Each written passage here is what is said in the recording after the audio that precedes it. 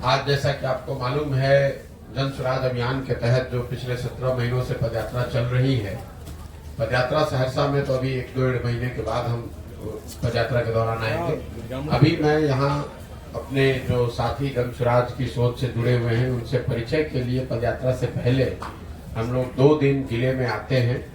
उसी संदर्भ में कल मैं सिमरी बख्तियारपुर में था और आज सहरसा में हूँ। पदयात्रा यहाँ पर खगड़िया अभी मेरा पूरा चलना बाकी है, तो करीब 20 दिन हम लोग खगड़िया में अभी चलेंगे। उसके बाद 20 फरवरी के आसपास, 20 से 25 फरवरी के आसपास मैं सहरसा में आऊँगा। जब सहरसा आएंगे तो 1 महीने के आसपास यहाँ रहेंगे। यहाँ के हर प्रखंड पंचायत में जाएंगे, यहाँ के विषयों पर, पदयात्रा के बारे में, पदयात्रा के अनुभवों के बारे में, सहरसा में जो लोग कह रहे हैं उन बातों पर चर्चा होगी।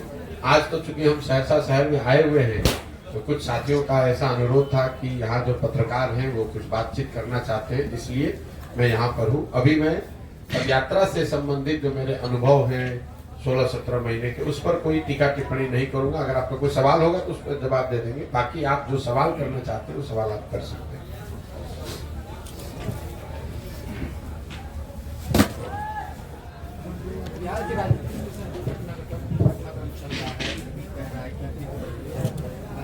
ब्लड टेस्ट किया जाएगा, उसके बाद जो कई तरह की प्रयास लगाई जा रही है, बातें सामने आ रही है।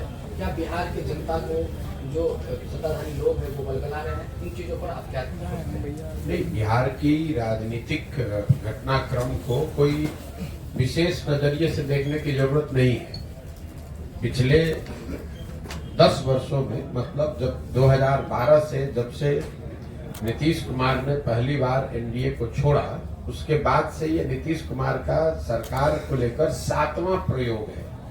ये बहुत कम पत्रकारों ने इस पर ध्यान दिया है। आपको ऐसा लग रहा है कि नीतीश कुमार पहले एनडीए के साथ थे, फिर महागठबंधन में गए, फिर अभी एनडीए में आए हैं। ये तीन ही बात नहीं। 2012 से लेकर 2023 के बीच में 10 वर्ष में नीतीश कुमार का ये 7वां सरकार को लेकर प्रयोग है। मैं आपके यादाश्त के लिए गिनवा देता हूँ।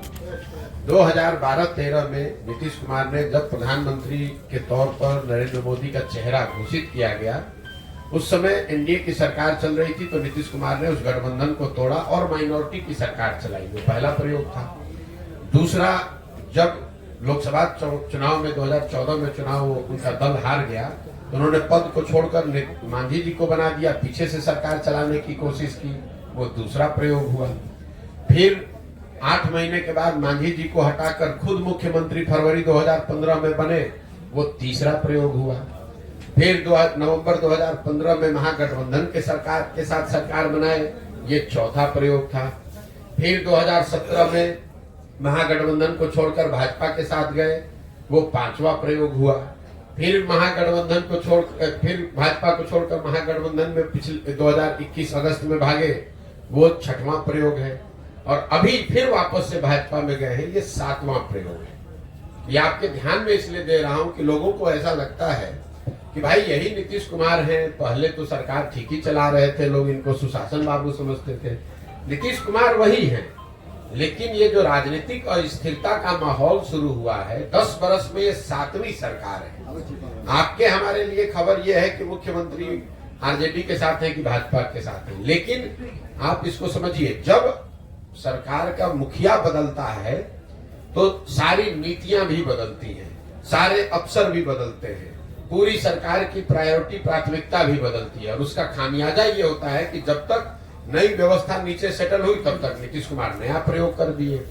तो इनके बार बार ये पलटने से बिहार की जनता का कितना नुकसान हो रहा है, इसका आपको अंदाजा नहीं है। 2015 में 7 निश्चय के आधार पर महागठबंधन को वोट पड़ा, 7 निश्चय के कार्यक्रम शुरू किए गए, बिहार विकास मिशन बनाया गया। 2 वर्ष में जब तक वो कार्यक्रम जमीन पर उतरता, तब तक वो भाजपा में चले गए, तो 7 निश्चय हाशिए पर चला गया। भाजपा के साथ मिलकर जिन नीतियों पर आगे बढ़े, जब तक वो चीज जमीन पर उतरे, तब तक फिर भाग के महागठबंधन में चले गए। इस वजह से बिहार की जनता का, यहाँ के प्रशासन, यहाँ के लोगों का बहुत बड़ा नुकसान पिछले 10 वर्ष में हो रहा है। और इसके साथ साथ राजनीतिक तौर पर नीतीश कुमार की जो भद पीट रही है, वो तो पीट ही रही है, लेकिन नीतीश कुमार ऐसा कर पा रहे हैं, इसके लिए सबसे बड़े दोषी 2 सहायक दल हैं, जो उसका नाम भाजपा और आरजेडी है। अगर नीतीश कुमार 7 बार पलटे हैं तो 3 बार इसमें भाजपा भी पलटी है, 3 बार आरजेडी भी पलटा है।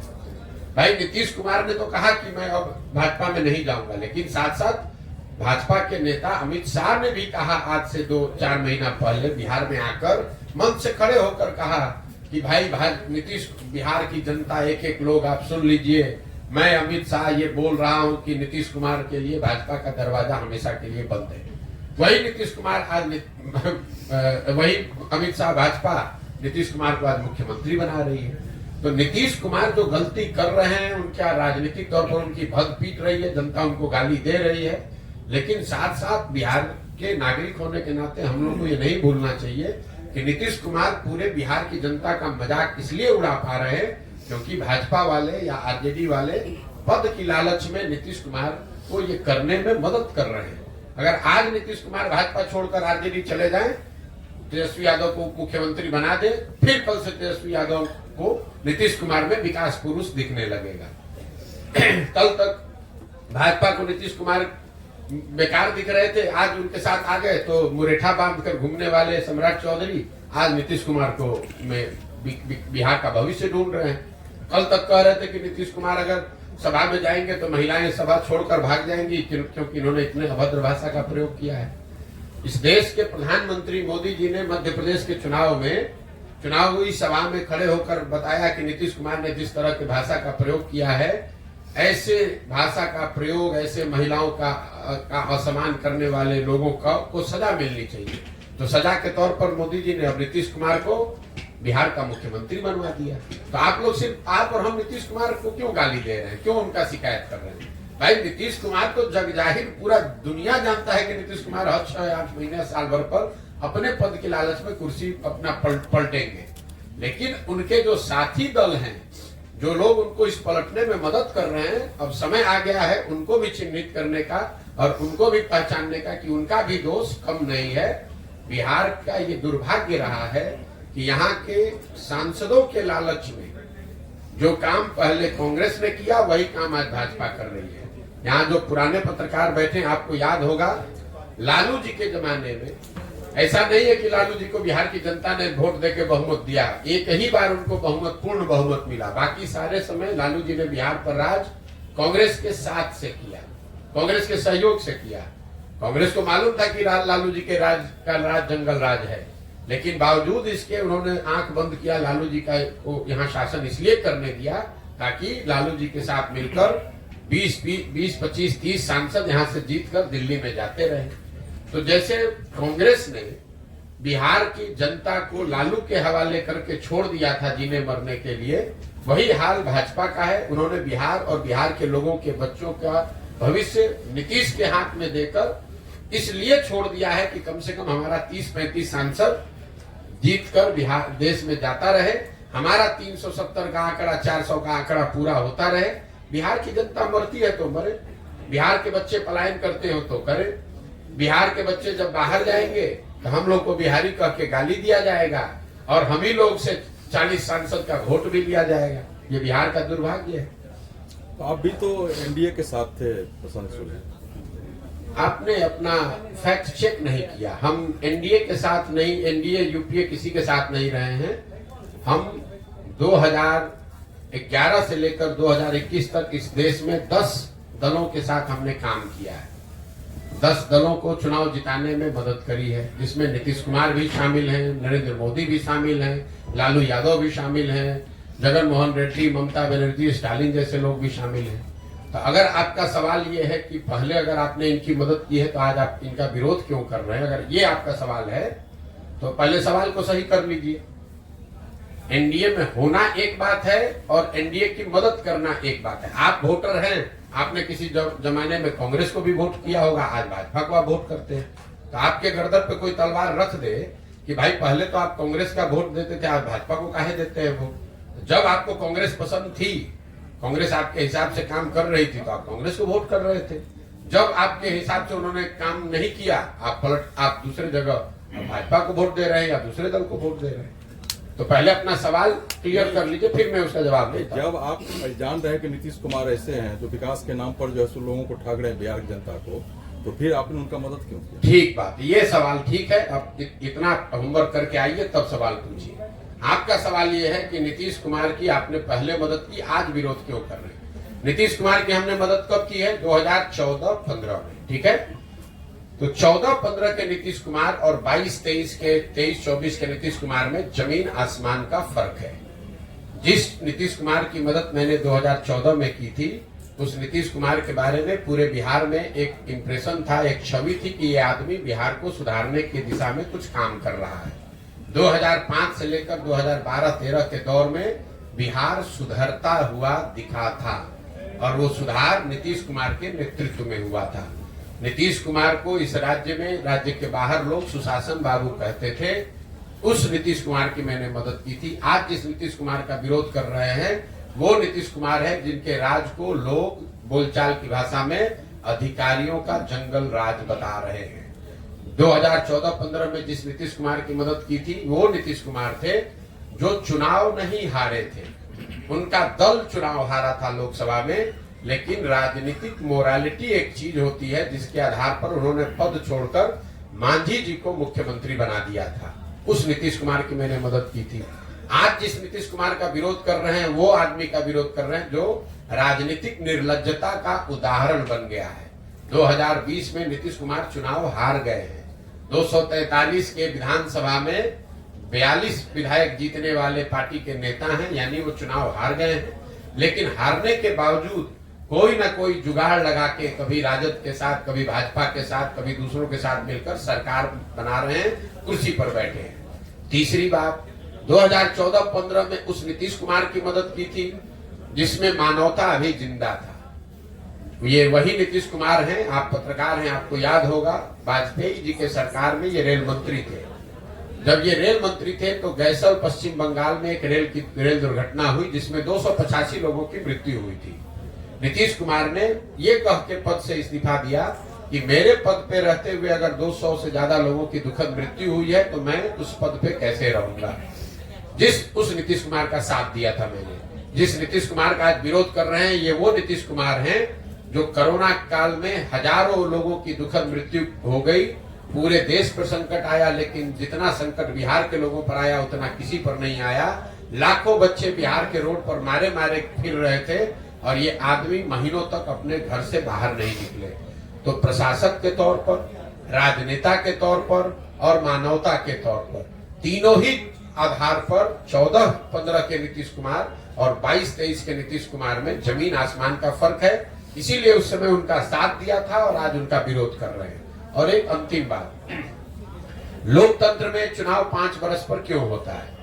लोकतंत्र में चुनाव 5 वर्ष का नियम क्यों है? 10 वर्ष पर भी हो सकता था, 2 वर्ष में भी हो सकता था, क्यों 5 वर्ष पर होता है? 5 वर्ष पर लोकतंत्र में चुनाव इसलिए होता है कि आपको ये बताया जाता है संविधान से कि जिस नेता पर, जिस दल, जिस विचारधारा पर, जिसके कार्यक्रमों पर भी आपका भरोसा है, यकीन है, आप उसके साथ खड़े होइए, उसकी मदद कीजिए, उसको वोट दीजिए।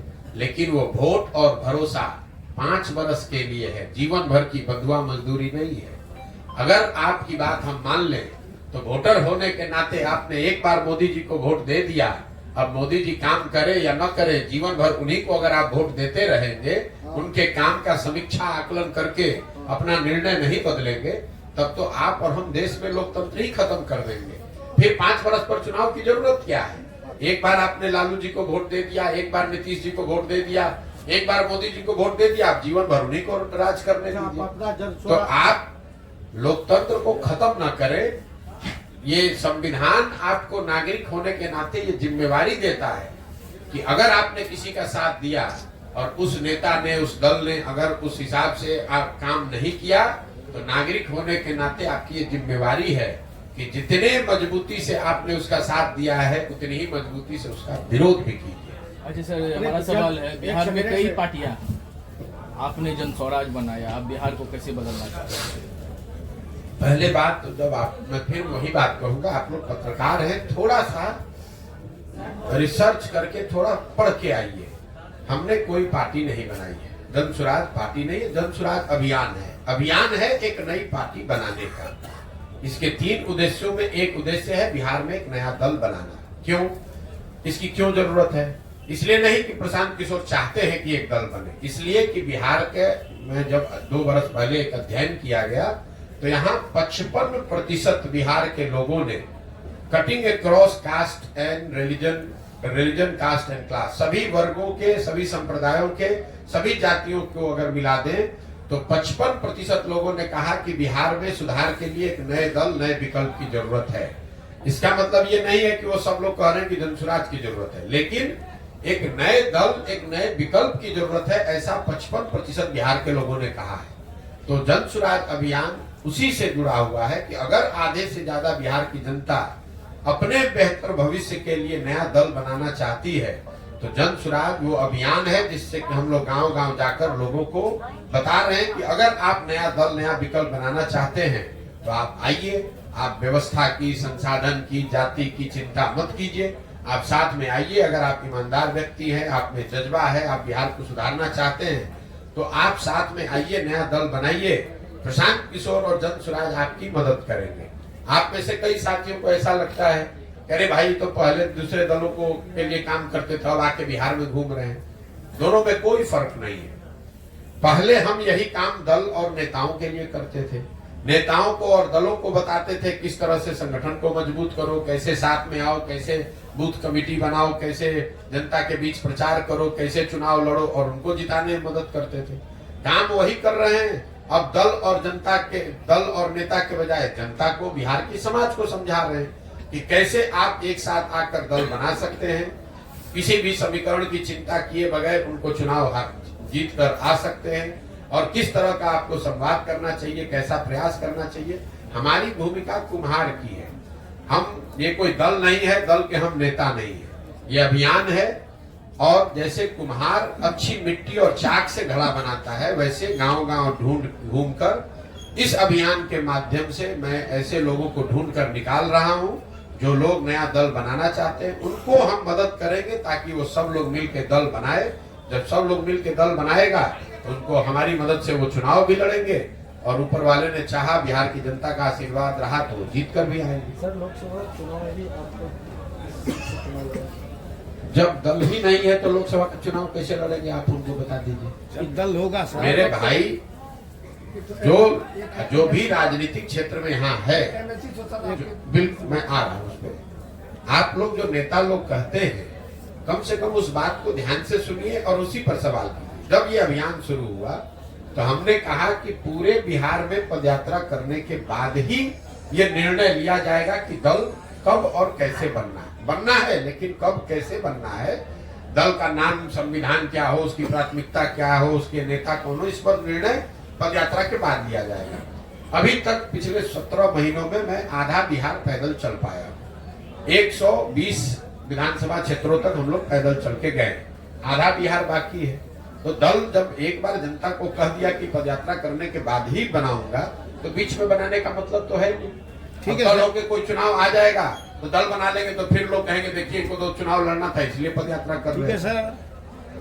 लोकसभा से पहले कोई दल है नहीं, इसलिए लोकसभा में जनसुराज पार्टी की ओर से कोई चुनाव नहीं लड़ा जाएगा। आपने कहा कि एक निर्दलीय चुनाव लड़ा था जिसकी मदद जनसुराज ने की थी एमएलसी के तौर पर, और वो चुनाव जीते भी थे, वो ठीक बात है।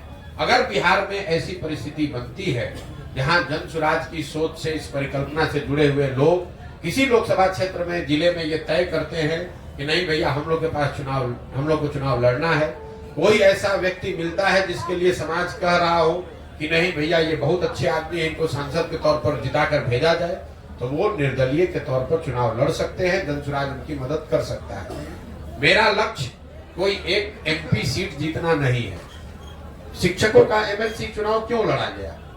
इसलिए लड़ा क्यों, चुनाव तो समय 8-10 जगह हुआ, एक शिक्षक का चुनाव क्यों लड़ा गया? इसलिए लड़ा गया कि लोगों ने ये कहा कि अगर आप जनसुराज से शिक्षा की बात कर रहे हैं, शिक्षा पर ही आपका फोकस है, तो शिक्षकों के एमएलसी का चुनाव जरूर हम लोग को लड़ना चाहिए, क्योंकि उसमें वोटर सिर्फ शिक्षक है। उनकी बात मानी गई और जिन जिलों में उस समय पदयात्रा हुई थी वहां पर शिक्षकों के एमएलसी के चुनाव के लड़ा गया एक निर्दलीय के तौर पर, हम लोग जीत कर भी आए। तो आगे अगर लोकसभा चुनाव से पहले जनसुराज की सोच से, परिकल्पना से जुड़े हुए साथियों ने अगर ये तय किया कि हमें लोकसभा चुनाव किसी क्षेत्र में लड़ना है, उस तरह का कोई बेहतर व्यक्तित्व मिले जिसको कि चुनाव लड़ाने से समाज का भला हो सकता है, तो जन स्वराज अपने संसाधन व्यवस्था से, अपने खर्चे से, अपनी ताकत से उसको चुनाव लड़ाएगा। लेकिन वो चुनाव वो व्यक्ति को उस व्यक्ति को निर्दलीय लड़ना पड़ेगा, क्योंकि अभी जन स्वराज दल है नहीं। जब दल बन जाएगा तो उसके बाद जो भी चुनाव होगा, चाहे मुखिया का चुनाव हो कि लोकसभा हो कि विधानसभा हो, सारा चुनाव लड़ा जाएगा। मेरा क्वेश्चन है कोई टारगेट तो सर आपका होगा ना, आपका दल का गठन कब होगा आगामी विधानसभा? कोई ऐसा टारगेट नहीं है। इसलिए नहीं है कि इस पूरी पदयात्रा में कोई दिन और किलोमीटर निश्चित नहीं है। जब मैंने घोषणा की थी तो मेरा अनुमान था कि 1.5 वर्ष में हम पूरा बिहार पैदल चल देंगे। करीब 1.5 वर्ष होने को आ गया, हम आधा बिहार ही कर पाए हैं। लेकिन मेरे लिए जरूरी नहीं है कि जल्दी से पदयात्रा पूरी करें और दल बना दें। पदयात्रा के जो उद्देश्य हैं, बिहार को जमीन पर जाकर समझना, उन लोगों को ढूंढ कर निकालना जिसको समाज सही आदमी समझता है, उसमें जितना मैं सोच कर चला था उससे ज्यादा समय लग रहा है। लेकिन मैं करने के लिए वो कृत संकल्पित हूँ, चाहे उसमें 2 वर्ष लगे कि 6 वर्ष लगे, करेंगे। वैसे करेंगे इसको पूरी ईमानदारी और शुद्धता से। आप देख रहे हैं कि पिछले 1.5-2 वर्ष से जब से मैंने पदयात्रा शुरू की है तो मैं कोई घर नहीं जाता हूँ, छुट्टी नहीं लेता हूँ। अगर सहरसा में भी आया हूँ तो कैंप में ही रहूंगा, कैंप में ही लोगों से मिलूंगा और शुद्धता से, ईमानदारी से इसको करने का प्रयास कर रहे हैं। आगे निर्णय जो भी हो, आगे जनता का जो निर्णय हो, जितनी सफलता मिले न मिले, लेकिन इसको करना है ईमानदारी और शुद्धता से। प्रशांत सर, व्यक्ति का व्यक्तित्व प्रभावित होता है पद और लायबिलिटी आने के बाद। आप कैसे तय करेंगे कि आप जो अभियान चला रहे हैं उसमें आप सफल रहेंगे और अलग रहेंगे? बिल्कुल सही बात है। ये आपका जो अनुभव है कि कई लोग पद पे आने के बाद उनका व्यक्तित्व, उनका चरित्र बदलता है। इसीलिए इसके 3 शब्दों में एक महत्वपूर्ण शब्द है सामूहिक प्रयास। सही व्यक्ति हो, वो भी, उसका भी व्यक्तित्व और चरित्र पद पर आने के बाद बदल सकता है। तो सही व्यक्ति हो, सही सोच हो, लेकिन उसके साथ साथ एक कोई सही व्यक्ति इसको नहीं सुधार सकता है। सामूहिकता की जो ताकत है, अगर हजारों लोग साथ में, सही लोग आकर प्रयास कर रहे हैं तो हजारों लोग ओवरनाइट उनका चरित्र बदल जाएगा, ऐसा संभव नहीं है। तो जो 3 शब्द इस पूरी परिकल्पना के आधार हैं कि सही व्यक्ति का चुनाव किया जाए, मजबूत व्यक्ति का नहीं, सही व्यक्ति का। राजनीति में कई बार मजबूत को सही मानकर उसको आगे बढ़ाया जाता है। हम लोग की सोच ये है कि नहीं, सही व्यक्ति भले कमजोर हो, उसके पीछे साधन व्यवस्था लगाकर उसको मजबूत बनाया जा सकता है, लेकिन मजबूत व्यक्ति को सही मानकर अगर जिता दिया जाए तो ये जरूरी नहीं है कि वो सही हो। तो पहली बात है कि आदमी सही ढूंढ कर निकाला जाए। दूसरा, सोच उसकी सही हो। सोच ये हो कि बिहार को अगले 10 वर्ष में कैसे विकसित बनाना है, बिहार के लोगों को, बिहार के बच्चों का कैसे उनकी बेहतरी करनी है, बजाय इसके कि किसी जाति, किसी परिवार की बात हो। और तीसरा, किसी एक व्यक्ति पर पूरी व्यवस्था न आधारित हो। इसलिए सामूहिकता से, कोई प्रशांत किशोर इसको नहीं ठीक कर सकते हैं। अगर ऐसा होता तो हम कहते हैं कि हम दल बना रहे हैं, हम सही व्यक्ति हैं, हमारी सोच सही है, हम इसको ठीक कर देंगे। मैं कह रहा हूं कि किसी एक प्रशांत किशोर के, 10 प्रशांत किशोर के आने से बिहार नहीं सुधरेगा। जब तक समाज से हजारों लोग एक साथ आकर, सही सोच वाले लोग एक साथ आकर सामूहिक तौर पर साथ मिलने, साथ चलने का, साथ काम करने का निर्णय नहीं लेंगे, तब तक सुधार संभव नहीं है। इसीलिए आप देख रहे हैं कि जो राजनीतिक दल बनाने में दूसरों को 1 दिन लगता है, 1 घंटे में लोग दल बना देते हैं, वो दल बनाने में ही मैं 2 साल 3 साल लगा रहा हूँ। क्यों लगा रहा हूँ? इसलिए लगा रहा हूँ कि जो लोग ये दल बनाए, जब ये दल बने, जो लोग इस दल को बनाए, वो दल किसी जाति विशेष का ना हो, किसी व्यक्ति विशेष का ना हो, किसी परिवार का दल ना हो, बल्कि वो बिहार के उन सारे लोगों का दल हो जो लोग बिहार में व्यवस्था बदलना चाहते हैं, एक नया विकल्प, नया प्रयास के भागीदार बनना चाहते हैं। ठीक है सर, अभी जो खेला होने की बात चल रही है, आखिर वो कौन सा खेला होने जा रहा है?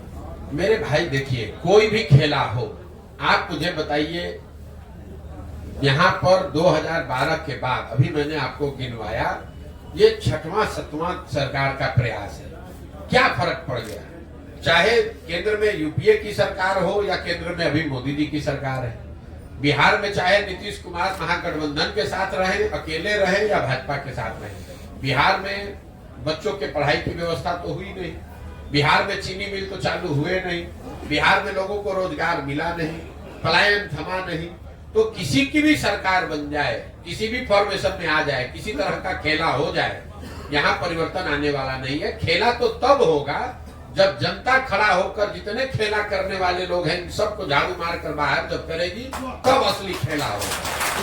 मेरा क्वेश्चन है सर, मेरा क्वेश्चन है, जनसुराज पार्टी या जनसुराज अगर कोई दल बनाती है, हम उसको सत्ता में लाते हैं, तो क्या वो बिहार को विकास के मार्ग पे ले जाएगा?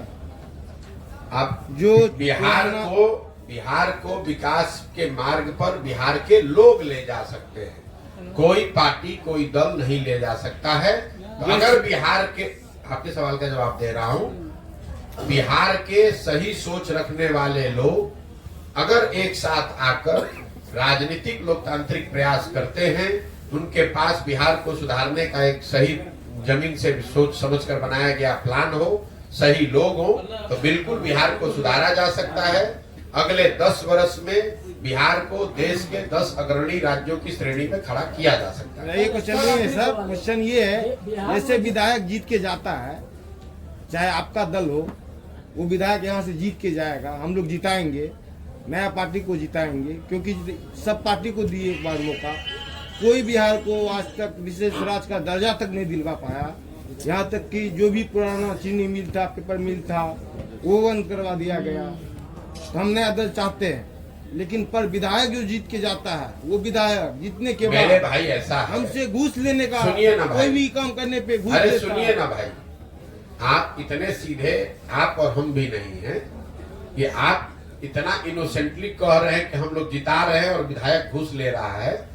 जब आप विधायक चुन रहे हैं तो एक बार आपको विधायक बेवकूफ बना दिया, 2 बार विधायक बेवकूफ बना दिया, तो पिछले 50 वर्ष से आपको कैसे बेवकूफ बना रहा है? जहां पर लोग एक, सुनिए, आपने सवाल पूछा, सवाल जवाब सुन लीजिए। आप कह रहे हैं कि यहाँ पेपर मिल बंद है, पेपर मिल आपके यहाँ बंद है, पेपर मिल आज से तो बंद है नहीं, 50 साल से बंद है। उसके बाद भी वही सांसद, वही व्यक्ति, वही दल, वही व्यक्ति बार बार कैसे जीत कर आ रहा है? क्योंकि हमारे पास उसको- ऑप्शन नहीं है। बस ठीक है, तो ऑप्शन नहीं है तो वही नया विकल्प, नया ऑप्शन बनाने का प्रयास है, ताकि आपको मजबूरी में गलत लोगों को वोट न देना पड़े। आपको विधायक बेवकूफ नहीं बना रहा है, आप और हम या तो खुद से बेवकूफ बन रहे हैं जात के नाम पे, धर्म के नाम पर 500 रुपया के लालच में, या फिर मजबूरी में हमें बेवकूफ बनना पड़ रहा है। नहीं, अभी हमको ऑप्शन मिला है, एक नया ऑप्शन मिला है।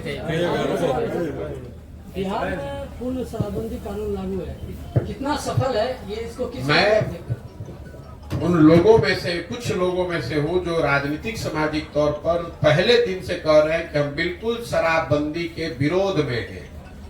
हमारा बस चले तो 48 घंटे में शराबबंदी को यहाँ से हटा देंगे। क्यों? इसके 3 वजह है। शराबबंदी के जरिए आज तक दुनिया में, सिर्फ बिहार और भारत में नहीं, पूरे दुनिया में कहीं इस बात का प्रमाण नहीं है कि शराबबंदी के जरिए किसी समाज का आर्थिक सामाजिक विकास हुआ है। इस दुनिया में कहीं ऐसा प्रमाण नहीं। अगर होता तो दो दुनिया में अग्रणी देश हैं, जो स्कैंडिनेवियन कंट्री हैं, वेस्ट के यूरोपियन देश हैं, अमेरिकन देश हैं, उस सब जगह शराबबंदी लागू होता। उन लोगों ने लागू क्यों नहीं किया? क्योंकि इस बात का कोई प्रमाण नहीं है। दूसरी बात, लोग ये बताते हैं कि गांधी जी ऐसा चाहते थे कि शराबबंदी लागू हो। बिल्कुल ये बात सिरे से खारिज करता हूं, गलत बात है, लोगों को भ्रम फैलाया जा रहा है। मैं पिछले 2 वर्ष से नीतीश कुमार को और उनके जो भी लोग भी शराबबंदी के पक्ष में है गांधी के नाम पर, मैंने उनको खुली चुनौती दे रखी है। अगर आप गांधी को पढ़ने का, समझने का दावा करते हैं तो मुझे एक पंक्ति गांधी जी का दिखा दीजिए, लिखा हुआ या बोला हुआ, जहां पर गांधी जी ने ये कहा कि सरकारों को शराबबंदी लागू करना चाहिए। गांधी जी ने ये नहीं कहा। गांधी जी ने शराब को लेकर, शराब न पीने को लेकर एक सामाजिक प्रयास की बात कही है कि शराब पीना बुरी बात है, नहीं पीना चाहिए, समाज को इस दिशा में प्रयास करना चाहिए। उन्होंने ये नहीं कहा कि सरकार को कानून बना देना चाहिए। इसका एक आपको उदाहरण दे रहा हूँ। गांधी जी ने कहा कि सबको वेजिटेरियन होना चाहिए, अच्छी बात है, लेकिन कल होकर अगर सरकार ये कानून बना दे कि जो आदमी वेजिटेरियन नहीं है, शाकाहारी नहीं रहेगा, सबको जेल में डाल दिया जाएगा, क्योंकि गांधी जी ऐसा चाहते थे, ऐसा कभी हो सकता है? नहीं तो गांधी जी के बात बताई हुई बात का डिस्टॉर्शन है। तीसरी बात, मान लीजिए कि एक बार को शराबबंदी आप लागू, कुछ उसका फायदा है भी, तो फायदा तो तब होगा जब आप शराबबंदी लागू कीजिएगा। जमीन पर बिहार में शराबबंदी तो लागू है नहीं। शराबबंदी के नाम पर शराब के दुकान बंद कर दिए गए, होम डिलीवरी चालू है। तो आप देख रहे हैं कि दुनिया भर में अमेजोन है, फ्लिपकार्ट है, आप घर से बैठे बैठे ऑर्डर करते हैं, सामान घर पे आ जाता है। तो मैं 2 वर्ष से कह रहा हूं कि जो बिहार में शराबबंदी है, ये नीतीश कुमार का अमेजोन फ्लिपकार्ट मॉडल है, जिसमें शराब का दुकान बंद है और होम डिलीवरी चालू है। अब इसका जरा आप नुकसान समझिए। बिहार जैसे गरीब राज्य में शराबबंदी के नाम पर जो ये फसाद खड़ा किया गया है, इसकी वजह से करीब करीब 20,000 करोड़ रुपया का हर साल का नुकसान हो रहा है बिहार की गरीब जनता का। और ये पैसा जा कहां रहा है? ये पैसा जा रहा है भ्रष्ट अफसरों के पास, शराब माफिया के पास, और यहाँ के गरीब जनता का पैसा लूटा जा रहा है। दूसरी बात, शराबबंदी होने से हर गांव में आप देखिए जितने लड़के हैं वो अवैध शराब के कारोबार में लग गए। उनके हाथ में कट्टा, उनके पास मोटरसाइकिल, 2-4 बोतल इधर से उधर किया, 2-4 हजार रुपया कमा लिया।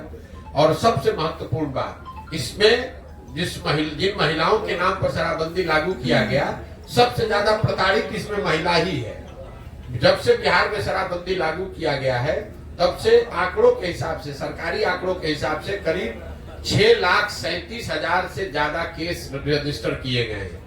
करीब करीब 6.5 लाख केस दर्ज किए गए। इसमें 1.25 लाख केस अभी भी चल रहा है। और ये ज्यादातर केस, 2/3 से ज्यादा केस समाज के गरीब और पिछड़े समाज के लोगों पर किया गया है। वो लोग जब एक बार केस में पकड़ लिए गए शराबबंदी में, तो उनके घरों की महिलाएं, उनके बच्चे थाने में और कोर्ट में दौड़ रहे हैं और लोग जेलों में सड़ रहे हैं। जो पैसे वाला है वो शराब का धंधा कर रहा है, इससे पैसा कमा रहा है, और जो गरीब आदमी है वो शराबबंदी के नाम पर पुलिस प्रशासन उसको परेशान कर रही है। और जो गरीब घर के बच्चे हैं वो मजबूरी में अवैध शराब के कारोबार में लग रहे हैं। पहली बार बिहार में पिछले 2-4 वर्ष में हम लोग देख रहे हैं, ये स्मैक और अलग तरह के चीजें शुरू हो गई जो शराब के नाम न मिलने की वजह से। और जहरीली शराब से जो मृत्यु हो रही है वो अलग है। हर पंचायत में आपको हर 2-4 दिन में कोई ना कोई घटना ऐसे सुनने को मिलती है।